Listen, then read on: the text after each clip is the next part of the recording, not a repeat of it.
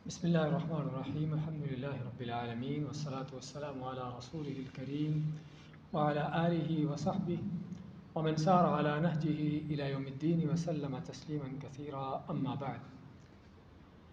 ہم نے سابقہ درس میں سورۃ المسد یا سورۃ اللہب کی تفسیر لی تھی. اس کے بعد اگلی صورت ہے سورۃ النصر. اس کی تلاوت اور تفسیر لیتے ہیں انشاءاللہ عزیز. اعوذ باللہ من الشیطان الرجیم. بسم اللہ الرحمن الرحیم. اذا جاء نصر اللہ والفتح ورأيت الناس يدخلون في دين الله أفواجا فسبح بحمد ربك واستغفره إنه كان توابا. اذا جب جاء آ گئی نصر اللہ اللہ کی مدد والفتح اور فتح حاصل ہو گئی ورأيت الناس اور دیکھ لیا اپنے لوگوں کو یدخلون داخل ہوتے ہوئے فی دین اللہ اللہ کے دین میں افواجن فوج در فوج گروہ در گروہ.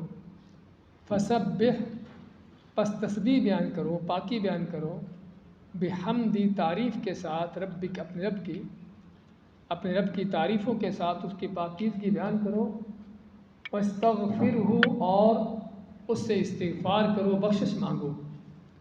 انہو کان توابا بے شک اللہ تعالیٰ بڑا ہی انہو بے شک وہ ہے کان ہے وہ تواباً بہت توبہ قبول کرنے والا.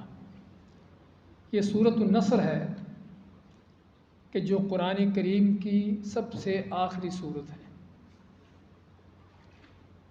قرآن کریم کی سب سے آخری مکمل صورت جو نازل ہوتی ہے وہ یہ ہے. اس کے بعد کچھ آیات تو نازل ہوئی ہوں گی لیکن مکمل صورت اس کے بعد کوئی اور نازل نہیں ہوئی. بلکہ عبداللہ بن عمر رضی اللہ تعالیٰ عنہ فرماتے ہیں کہ یہ صورت حجۃ الوداع کے موقع پر جب نبی کریم صلی اللہ علیہ وسلم منا میں تھے تو اس وقت آپ پر نازل ہوئی اور آپ صلی اللہ علیہ وسلم کے اوپر اس وقت اس صورت کا نازل ہونا عین اس صورت کے موضوع کے مطابق ہے. تو ابن عباس رضی اللہ عنہ فرماتے ہیں کہ میرا خیال کچھ اور ہے. میں سمجھتا ہوں کہ یہ صورت جو ہے اللہ تعالیٰ نے رسول کریم صلی اللہ علیہ وسلم کو دنیا سے جانے کا پیغام دیا ہے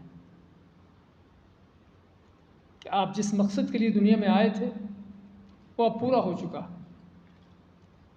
اللہ کی مدد نصرت آ گئی فتح حاصل ہوگی لوگ فوج در فوج دین میں داخل ہونا شروع ہو گئے. یعنی آپ کا جو اصل مقصد تھا دنیا میں آنے کا جو ٹارگٹ تھا دین کی دعوت دینا لوگوں کو دین میں داخل کرنا دین کو غالب کرنا وہ مقصد پورا ہو چکا. اور آدمی کا جب کام پورا ہو جائے تو کیا ہوتا ہے پھر گھر کو واپس لوٹتا ہے. تو اصل گھر یہ نہیں ہمارا. اصل گھر وہ ہے جہاں سے ہمارے بابا جی کو نکالا گیا تھا آدم علیہ السلام کو. تو اس کا معنی پھر یہ ہے کہ آپ کا کام پورا ہو چکا ہے اور کام پورا ہو گیا تو اس کا مطلب پھر آپ اللہ سے توبہ استغفار کرو اللہ کی حمد و ثنا بیان کرو اور واپس جانے کی تیاری کرو. تو ابن عباس فرماتے ہیں کہ یہ صورت جو ہے نبی کریم صلی اللہ علیہ وسلم کا دنیا سے جانے کا پیغام ہے. تو میرے فاروق فرماتے ہیں کہ ہاں میرا بھی یہی خیال ہے میں بھی یہی سمجھتا ہوں.